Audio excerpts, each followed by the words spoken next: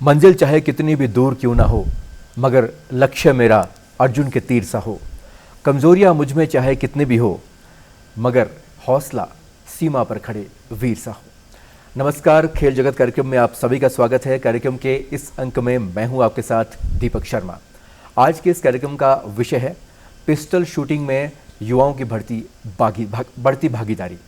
और आप सभी जानते हैं कि इस कार्यक्रम में हम एक ऐसी शख्सियत से आपको मिलवाते हैं जिन्होंने अपनी मेहनत के बल पर एक ख़ास मुकाम हासिल किया हो। और जैसा कि आज के विषय से इंगित है, आज हम ऐसे मेहमान को अपने स्टूडियो में लाए हैं जिन्होंने प्रदेश स्तर पर नहीं, देश के स्तर पर अपने और ज़िले का नाम रोशन किया है, और वो भी लक्ष्य भेदन में। और इसी को वो अपना करियर बनाना चाहते हैं। और अगर लक्ष्य भेदन को अपना करियर बनाना चाहते हैं तो इसी में किस तरह से वो युवाओं के लिए प्रेरणा का स्रोत हैं, ये सब जानते हैं। और स्वागत करते हैं कार्यक्रम में राष्ट्रीय स्तर की पिस्टल शूटिंग खिलाड़ी अपर्णा चंदेल का। अपर्णा, बहुत बहुत स्वागत है आपका कार्यक्रम में। बहुत बहुत धन्यवाद। और सबसे पहले बताइए कि आपको कैसा लग रहा है आज डीडी हिमाचल के स्टूडियोज़ में आकर? मुझे बहुत अच्छा लग रहा है आज यहाँ बैठकर। मेरा बहुत दिनों से सपना था कि मैं यहाँ पे इंटरव्यू देने आऊँ। जी, बहुत बढ़िया। और आपने मेहनत भी उस स्तर की है और आज हमारे साथ स्टूडियो में उपस्थित है। सबसे पहले आप बताइए कि आपके जो जन्म है और आपकी शिक्षा दीक्षा है वो कहाँ से हुई है? मैं बेसिकली बिलासपुर से हूँ और मेरा जन्म शिमला में हुआ है। मेरी एजुकेशन भी यहीं से है। अभी आप वैसे पढ़ाई कर रहे हैं, और कौन सी क्लास में पढ़ रहे हैं अभी आप? मैं अभी +2 के बोर्ड्स एग्ज़ाम दे रही हूँ। तो जो पिस्टल शूटिंग की जब हम बात करते हैं, ये जो शौक़ है या फिर करियर आप इसमें बनाना चाहते हैं, ये आपको शौक़ कैसे पड़ा? शौक एक्चुअली घर में राइफ़ल पड़ी हुई थी जी। तो दादा ने बोला पापा को कि क्या बोलते ये ऐसी पड़ी है, तो पापा ने देखा बच्चे अभी यंग हैं तो कॉम्प्लेक्स में सिखा देता हूँ। तो फिर हम वहाँ पे एज अ हॉबी गए थे, मैं और मेरे भैया। तो वहाँ पे हमने एज अ हॉबी ज्वाइन करी थी और आगे पैशन बनता गया। तो वहाँ पे सर ने मुझे पहले राइफ़ल सिखाई। तो सर ने बोला मुझे कि क्या बोलते हैं आपकी थोड़ी सी हाइट छोटी रह गई है, तो आप पिस्टल पे ज़्यादा फोकस करें। तो वहीं से तो इसलिए आप राइफ़ल से पिस्टल पे आ गए। जी। और पिस्टल का जो शूटिंग का जो दौर है, ये कब से शुरू हुआ था? आपने कब से शुरुआत सबसे पहले की थी कंपटीशन की? मैंने 2018 में शुरुआत की थी, जब मैं 8th क्लास में थी। जी। तो 8th क्लास एक बिल्कुल छोटी सी उम्र थी, उससे आपने शुरुआत कर दी और उसके बाद आपने बहुत से कंपटीशन खेले। कंपटीशन की अगर हम बात करें तो सबसे पहले डिस्ट्रिक्ट लेवल पे आपने कहाँ पर खेला था? मैंने डिस्ट्रिक्ट लेवल यहीं शिमला में खेला था। तो यहाँ पे मुझे फर्स्ट मतलब गोल्ड मिला था। तो पहले ही कंपटीशन में गोल्ड मिला? जी। बहुत अच्छी बात है ये तो। फिर उससे आपका कॉन्फिडेंस और ज़्यादा बढ़ गया होगा? कॉन्फिडेंस भी बढ़ा था और एक प्राउड भी फील हुआ था पेरेंट्स के लिए भी। और फिर मैंने स्टेट खेला, स्टेट में भी मुझे गोल्ड आया था। स्टेट में भी गोल्ड आया, और वो भी पहले ही कंपटीशन में? जी। ये बहुत बड़ी बात है और इसके लिए आप वाकई बधाई के पात्र हैं कि आपको डिस्ट्रिक्ट लेवल और स्टेट लेवल पे पहले ही कंपटीशन में गोल्ड मिला। उसके बाद आपकी जो जर्नी शुरू हुई, तो वो किस तरह से आपने क्या सोचा कि अब पीछे नहीं देखना है, अब आगे बढ़ना है, अब आगे बढ़ना है, और कहाँ तक पहुँचने की आपने सोचा उस पर? उसके बाद मैंने आगे नॉर्थ लेवल पे फिर मैं गई। तो वहाँ से आगे मतलब क्वालिफाई नहीं हुआ था क्योंकि थोड़ा नर्वसनेस थी। तो फिर जब नेक्स्ट टाइम मैंने नॉर्थ लेवल खेला था तो मैं फर्स्ट टाइम नेशनल के लिए गई थी केरला। जी। तो वहाँ पे भी मेरा फर्स्ट टाइम नेशनल क्वालिफाई नहीं हुआ था। वहाँ पे भी मैं थोड़ी नर्वस हो गई थी क्योंकि 300 to 400 कॉम्पिटिटर्स होते हैं, तो वहाँ पे थोड़ी नर्वसनेस हो जाती है। और शिमला से वहाँ के लिए एक लंबी लॉन्ग जर्नी भी होती है, तो शायद उसमें थकान भी आपको हो गई होगी? जी। और कंपटीशन के लिए जो है वो थकान बिल्कुल साइड में रखनी पड़ती है, पूरी तरह से फोकस करना पड़ता है। जो पहली बार जो था आपका कंपटीशन, उसमें आप क्वालिफाई नहीं कर पाए थे। दूसरी बार जब आप नेशनल खेलने गए थे, फिर कहाँ गए थे? दूसरी बार मैं दिल्ली गई थी। वहाँ पे थोड़ा कॉन्फिडेंस लेवल भी आ गया था और जो पिछली गलतियाँ थी वो भी दोहराई नहीं थी जी। और साथ में जब पेरेंट्स होते हैं तो थोड़ा कॉन्फिडेंस लेवल बढ़ जाता है। तो दूसरी बार आपने फिर पार्टिसिपेट किया और अच्छी तरह से वहाँ पर कंपटीशन एक तरह से खेला। तीसरी बार कहाँ पर गए थे? तीसरी बार मैं भोपाल गई थी। तीसरी बार भोपाल? हाँ जी। वहाँ पे भी मेरा मतलब अच्छा रहा। एक जो एक्सपीरियंस होता है, जैसे आपने शुरुआत आपकी हुई थी ज़िला के स्तर पर, डिस्ट्रिक्ट लेवल पे, उसके बाद आपने स्टेट लेवल पे खेला, पर जब आप नेशनल लेवल पे गई और स्टेट लेवल पे, क्या कुछ डिफरेंस आप देखने को मिला था वहाँ पे? किस तरह के खिलाड़ी था, किस तरह का माहौल था, क्या डिफरेंस आपको देखने को मिला? डिफरेंस तो बहुत था, क्योंकि यहाँ पे रेंज बहुत छोटी है। यहाँ पे अपने ही स्कूल वाले दिखते हैं और मतलब जान पहचान के होते हैं, अपने और जान पहचान के लोग होते हैं, उन्हीं के बीच खेलना होता है। हिमाचल में भी जान पहचान, मतलब ऐसे जैसे हिमाचली हैं, तो फिर जब आप हिमाचल से बाहर जाते हो तो फिर आपको अलग अलग तरह के लोग मिलते हैं। तो वहाँ पे थोड़ा, मैं ज़्यादा इंट्रोवर्ट हूँ ना, तो फिर मैं ज़्यादा बात भी नहीं करती हूँ, तो इसलिए ज़्यादा किसी के साथ घुल मिल नहीं पाए। नहीं। और फिर पर जब कंपटीशन की बात आती है तो फिर उस समय तो हमें परफॉर्म करना होता है, और उस समय एक ही बात मन में होती है कि अपने लक्ष्य तक पहुंचना है, जो मर्जी हो जाए। तो वो चीज़ आपके मन में पहले से थी जी। और अगर हम बात करते हैं उसके बाद पढ़ाई की साथ में, क्योंकि अभी आप पढ़ाई कर रहे हो और सबसे बड़ी बात है कि बोर्ड के एग्ज़ाम्स हैं, तो किस तरह से पढ़ाई के साथ साथ तो ये जो शौक़ है पूरे आप कर पाते हो? क्योंकि अभी करियर तो आगे बनाना है, और लेकिन पढ़ाई भी बेसिक जो है वो बहुत ज़रूरी है। किस तरह से बैलेंस बैठा पाते हो? अभी टाइम नहीं दे पा रही हूँ, क्योंकि अभी बोर्ड एग्ज़ाम्स हैं, तो मैंने अभी छोड़ दिया है कॉम्प्लेक्स जाना।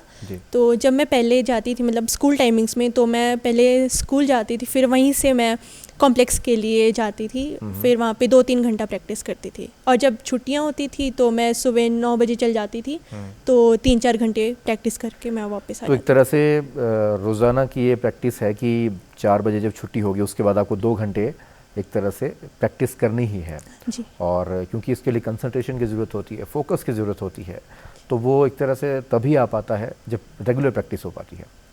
अगर हम डेली की बात करें कि डेली जो हमारा रूटीन होता है, डेली रूटीन किस तरह से रहता है आपका? इस तरह डेली रूटीन, मैं सुबह 5-6 बजे उठ के योगा, मतलब फ्रेश होके योगा, मेडिटेशन और एक्सरसाइज करती हूँ, और फिर स्कूल के लिए रेडी होती हूँ।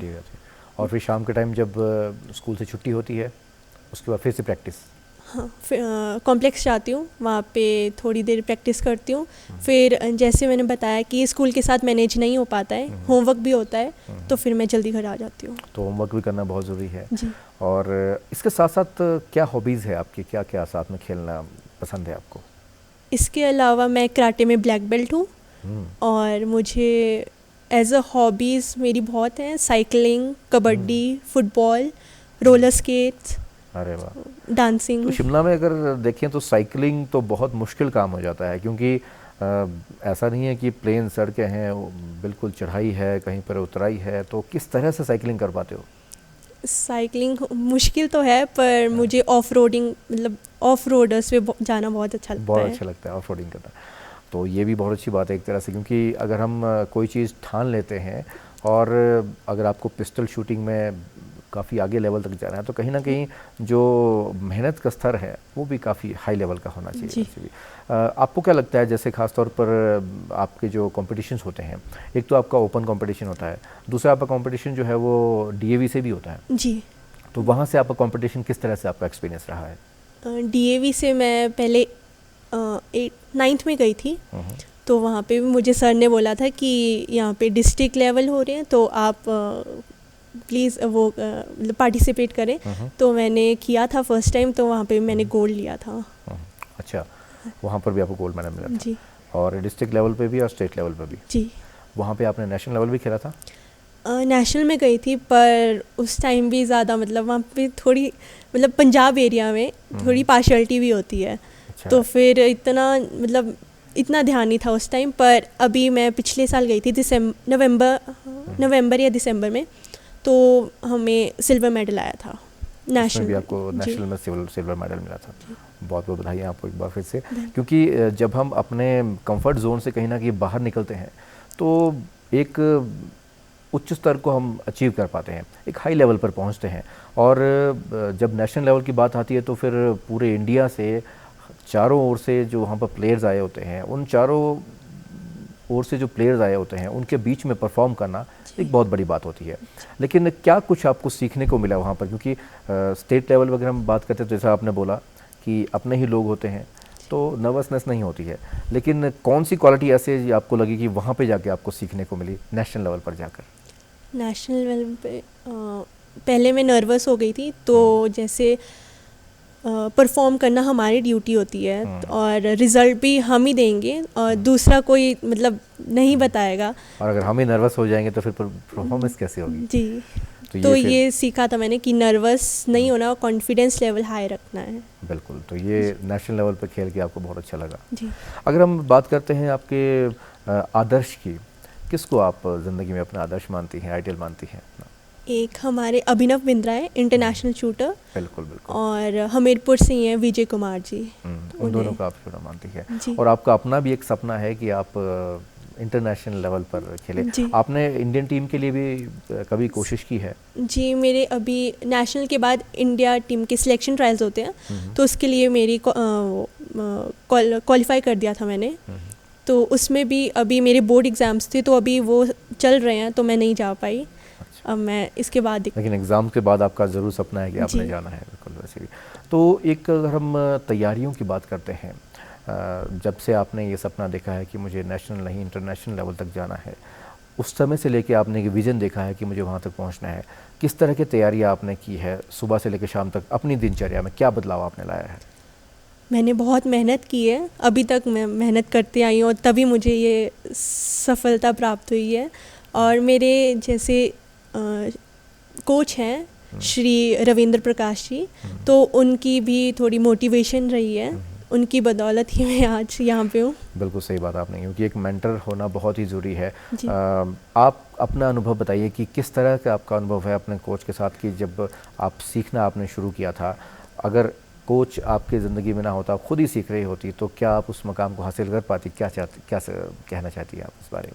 शायद नहीं, अभी मतलब नहीं पहुंच पाती, क्योंकि कोच की मोटिवेशन और उनकी आशीर्वाद साथ होना चाहिए, बहुत ही ज़रूरी है। और ख़ास तौर पर अगर हम पिस्टल शूटिंग की बात करें, कौन कौन सी क्वालिटीज़ होना बहुत ज़रूरी है? क्योंकि बहुत सारे दर्शक हमारे जो देख रहे होंगे, जो बहुत सारे युवा हैं, बच्चे हैं, स्कूल्स में पढ़ रहे हैं, कॉलेज में पढ़ रहे हैं, वो भी चाहते हैं कि वो शूटिंग में अपना करियर बनाना चाहते हैं। क्या कुछ होना चाहिए बेंट ऑफ माइंड कि हम उस करियर में, उस फील्ड में अपना करियर बनाएं? आपको पंक्चुअल होना चाहिए, टाइम मैनेजमेंट दिखनी चाहिए और डिसिप्लिन रहना चाहिए अपनी लाइफ में। और जो आपने एक बार ठान लिया है कि हमने करना है, तो वो आप हासिल कर सकते हो। डेफिनेटली हासिल कर सकते हो। ये एक बहुत अच्छी बात आपने कही है, क्योंकि बहुत सारे लोग ऐसे होते हैं जो बचपन में सोचते हैं मुझे ये बनना है या मुझे ये चीज़ अचीव करनी है, लेकिन बहुत सी चीज़ें ऐसी होती है हमारी ज़िंदगी में कि कुछ नेगेटिविटी आ जाती है कई बार, या फिर कई बार ऐसा होता है कि संसाधन, रिसोर्सेज हमारे पास नहीं होते हैं वो करने के, या फिर प्रॉपर गाइडेंस नहीं मिल पाती है, तो उस लेवल का प्रदर्शन भी नहीं कर पाते हैं और वहाँ तक नहीं पहुँच पाते हैं। उनके लिए क्या कहना चाहेंगी आप, किस तरह से वो अचीव करें? वो मतलब अगर उनमें जज्बात है और उन्होंने करने की ठान ली है, तो वो ज़रूर कर सकते हैं। डेफिनेटली अचीव कर सकते हैं। बिल्कुल सही बात आपने कही, क्योंकि जब हम कोई चीज़ मन से ठान लेते, कहते भी हैं कि अगर हम कोई चीज़ शिद्दत से पाने की इच्छा रखते हैं तो पूरी कायनात उसे हमें दिलाने में जुट जाती है। और सबसे बड़ी बात ये होती है कि हम अगर मेहनत अपनी उसके ऊपर विश्वास रखें, भगवान पर विश्वास रखें, अपनी मेहनत और लगन से काम करते रहे, तो डेफिनेटली एक ना एक दिन हम सफलता प्राप्त करते हैं। वो सबसे बड़ी बात होती है। थोड़ा सा पिस्टल शूटिंग का जो रेंज होती है और ये जो खेल होता है, किस तरह से होता है, इसके बारे में हमारे दर्शकों को बताइए। एक पिस्टल शूटिंग 1 हैंडेड होती है और उसके 10 मीटर करती हूँ, तो वहाँ पे 2 तरह की टारगेट्स होते हैं, एक नॉर्मल और एक इलेक्ट्रॉनिक। तो अभी यहाँ कॉम्प्लेक्स में इलेक्ट्रॉनिक टारगेट लगे हैं, मतलब एसोसिएशन ने लगवाए हैं, तो इससे भी थोड़ा इफ़ेक्ट पड़ता है, क्योंकि जैसे हम बाहर जाते हैं नेशनल या फिर नॉर्थ जोन लेवल पे, तो वहाँ पे इलेक्ट्रॉनिक टारगेट्स होते हैं, तो वहाँ पे भी थोड़ा नर्वसनेस हो जाती है कि ये कैसे टारगेट्स आ गए हैं। हाँ, वो कुछ तो अलग सी चीज़ वहाँ पे देखने को मिलती है। तो 10 मीटर रेंज ही आपकी रहती है जी। इसके अलावा कौन कौन सी रेंज होती है इस खेल में? 25 मीटर्स होती है और 50 मीटर्स भी होती है। 50 मीटर्स भी होती है। तो आपका जो एक तरह से एक्सपर्टीज़ है वो 10 मीटर्स में जी, उसी में आप आगे जाना चाहती हैं जी। इसके अलावा अगर हम बात करते हैं आपके घर में कौन कौन है, उनके क्या किस तरह से सपोर्ट रहते हैं? मेरे घर में मम्मा, पापा और मेरा एक बड़ा भाई है। तो मम्मा पापा तो फुल सपोर्ट करते हैं मामा पापा क्या करते हैं आपके? मम्मा पापा दोनों हेल्थ में जॉब करते हैं, गवर्नमेंट जॉब है। दोनों गवर्नमेंट जॉब में हाँ और जी। हेल्थ डिपार्टमेंट में हाँ हैं। जी। तो ख़ास तौर पर जब आपकी नेशनल लेवल की जर्नी होती है या फिर कंपटीशन होता है, साथ कौन होता है उस समय आपके? उस समय दोनों साथ होते हैं, दोनों ही साथ। बाकी उनकी हॉलीडेज़ पे डिपेंड करता है कि मिले कि नहीं। कभी कभी मम्मा भी चल जाते हैं। तो क्योंकि दोनों ही वर्किंग है तो ये चीज़ कई बार मुश्किल हो जाता है कि दोनों साथ आ पाए। हाँ जी। लेकिन आपको क्या लगता है कि जब मम्मा पापा दोनों साथ में होते हैं तो आपका कॉन्फिडेंस लेवल ज़्यादा हाई होता है, हाँ जी। अपनी परफॉर्मेंस भी बेटर हो पाती है एक तरह से, कहीं ना कहीं ऐसा लगता है कि हाँ हमारे साथ है बिल्कुल वैसे। तो अगर हम बात करते हैं इस खेल के लिए शारीरिक रूप से और मानसिक रूप से फिट रहना बहुत ज़रूरी है। जी। क्या किसी भी खेल की अगर हम बात करते हैं तो मेंटली और फिज़िकली हमें फिट रहना बहुत ज़रूरी है। एक चीज़ आपने बताई कि आप एक्सरसाइज करती हैं, योगा करती हैं, मेडिटेशन करती हैं। ख़ास तौर पर अगर हम खान पान की बात करते हैं, किस तरह का खान पान आप भी अपनाती हैं और होना चाहिए ख़ास तौर पर इस फील्ड में काम करने के लिए? हाँ, मैं तो घर का खाना ही प्रेफर करती हूँ। क्यों, जंक फूड तो मतलब महीने में एक बार ही बस, ज़्यादा कभी नहीं। जब ज़्यादा मन कर गया हाँ, बाकी घर का खाना और मतलब हेल्दी फूड बेटर रहेगा। वो बहुत ज़रूरी है, जी। क्योंकि एक तरह से फिज़िकली स्ट्रॉन्ग Strong, रहना और मेंटली स्ट्रॉन्ग रहना बहुत जी। ज़रूरी है। तो इसके लिए खान पान का हमारे ज़िंदगी में बिल्कुल असर पड़ता ही है, जी। तो वो बहुत ज़रूरी है हमारे लिए। और ख़ास तौर पर मैं दर्शकों को भी कहना चाहूँगा, हमारे जो युवा साथी हैं, आजकल के दौर में देखा गया है कि जंक फूड जो है वो बहुत ज़्यादा चलन में है। और क्योंकि ये स्वाद अच्छा लगता है, लेकिन अगर हम फिट रहना चाहते हैं और कोई कुछ अपनी ज़िंदगी में अचीव करना चाहते हैं तो वो उससे हमें अवॉइड करना बहुत ज़रूरी है। जी। तो अगर हम बात करते हैं आपकी हॉबीज़ की, उसके लिए आप कब समय दे पाती हैं?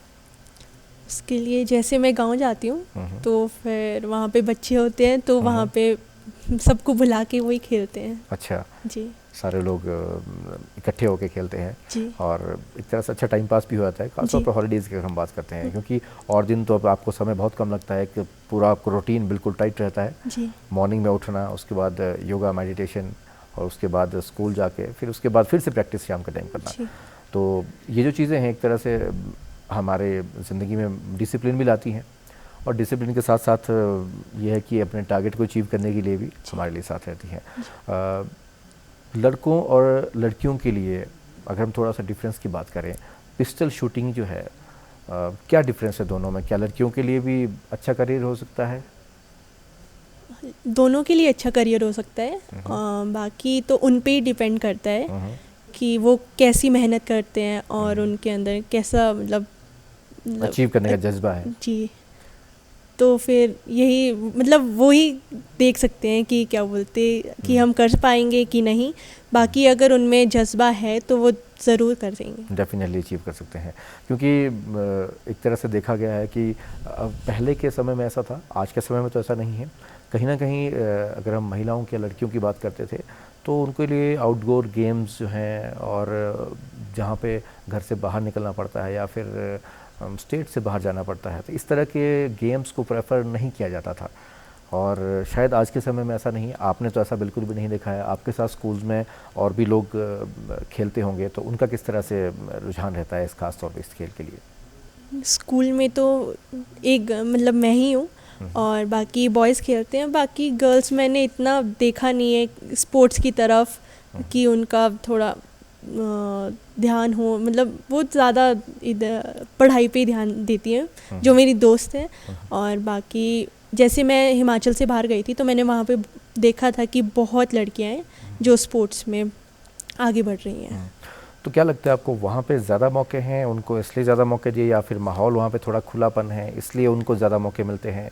यहाँ पे कहीं ना कहीं थोड़ा सा एक तरह से कंजर्वेटिव अप्रोच हो सकती है, इस वजह से नहीं जा पाती है? क्या लगा आपको, क्या लगा? मुझे तो लगा कि मतलब बाहर का माहौल भी ऐसा है, थोड़ा खुलापन ज़्यादा है, ओपन माइंडेड है। यहाँ पे ज़्यादा मतलब लड़कियों को इतना नहीं करते हैं स्पोर्ट्स के लिए। तो मैंने बाहर देखा था, हरियाणा में तो बहुत ज़्यादा है।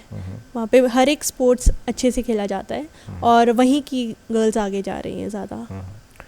पिस्टल शूटिंग की अगर हम बात करें तो यहाँ पर फैसिलिटीज़, हिमाचल की अगर हम बात करते हैं तो क्या उस लेवल की फैसिलिटीज़ हैं जो आपको नेशनल या इंटरनेशनल लेवल पे होनी चाहिए? क्या कुछ सुधार करने की ज़रूरत है? क्या लगा आपको? नहीं, अभी सुधार हो रहा है धीरे धीरे, मतलब क्योंकि जब आपने 2018 में शुरू किया था उस समय क्या फैसिलिटी थी और आज के टाइम में क्या फैसिलिटीज़ हैं? उस टाइम मतलब नॉर्मल रेंज थी, मतलब नॉर्मल टारगेट्स होते थे, और इस टाइम में हमारे पास 6 इलेक्ट्रॉनिक टारगेट्स लग चुके हैं, तो थोड़ा थोड़ा इम्प्रूवमेंट हो रही है। और कुछ और सुधार करने की भी ज़रूरत है नहीं, बाकी तो ताकि नेशनल लेवल पर और इंटरनेशनल लेवल पर आप आगे बढ़ पाएँ। बाकी तो अपने ऊपर ही है कि आप कितनी मेहनत करते हो। लेकिन सबसे बड़ी बात यह है कि अगर हम खुद ज़्यादा मेहनत अच्छी तरह से करते हैं तो वही हमारे जो टारगेट अचीवमेंट में हेल्प करती है। जी यही आपका कहना है। जी। तो अगर हम बात करते हैं कि घर पे जो आपका माहौल रहता है, घर पे बहुत सारे काम भी होते हैं, वो भी आपको करने पड़ते होंगे क्योंकि आपकी मदर भी वर्किंग है, फादर भी वर्किंग है। जी किस तरह से आप मैनेज करती है अपने मदर के साथ, जो है क्या आप भी काम करती हैं? जी, मम्मा करवाते हैं काम, तो वो भी मैनेज कर लेती हूँ।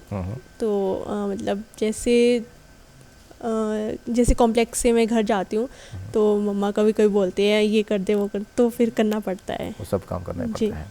तो अगर हम बात करते हैं कि ये जो शूटिंग का है इसमें हम स्कूल लेवल से अगर शुरू कर दें तो काफ़ी आगे तक पहुंच सकते हैं, आपको क्या लगता है? जी, क्योंकि अगर आप मतलब ज़्यादा मतलब अबव 25 तो इसमें कंपन शुरू हो जाती है, तो फिर अगर आप 15 इयर्स की एज से शुरू कर देते हैं तो बहुत बेहतर होगा। वो ज़्यादा अच्छा रहता है। फिर जी। जितनी छोटी उम्र से शुरू करेंगे कंसंट्रेशन और फोकस ज़्यादा अच्छा रह सकता है क्योंकि उसमें मेंटली हमें स्ट्रॉन्ग रहना और कंसंट्रेशन हमारी बहुत ज़्यादा काउंट करती है। जी। तो क्या संदेश अंत में आप देना चाहेंगी दर्शकों को? युवा साथी बहुत से लोग देख रहे होंगे, उनके अंत लिए। में यही संदेश देना चाहूँगी कि जो आपने ठान रखा होता है और जो आपका ड्रीम होता है वो आप ज़रूर पूरा कर सकते हैं, और बाकी टाइम मैनेजमेंट, पंक्चुअलिटी और डिसिप्लिन हमेशा रहनी चाहिए। बहुत अच्छी बात आपने की है। अपर्णा, आपको हमारी ओर से बहुत बहुत शुभकामनाएं। आपने आज अपनी जर्नी के बारे में बताया, बहुत बहुत धन्यवाद स्टूडियो में आने के लिए। तेरी खुशी से दुनिया हंसेगी, तेरी खूबी पे दुनिया जलेगी, तू उड़ बेफिक्र उड़, क्योंकि तेरी उड़ान से ही ये दुनिया बदलेगी। जी साथियों, आज के इस कार्यक्रम में जो जानकारी दी गई है, हम उम्मीद करते हैं कि आप ज़रूर लाभान्वित हुए होंगे और आपको भी यहाँ से कुछ ना कुछ प्रेरणा ज़रूर मिली होगी। कार्यक्रम के इस अंक में फ़िलहाल इतना ही। अगले कार्यक्रम में एक नई जानकारी के साथ हम फिर से हाजिर होंगे। तब तक के लिए नमस्कार।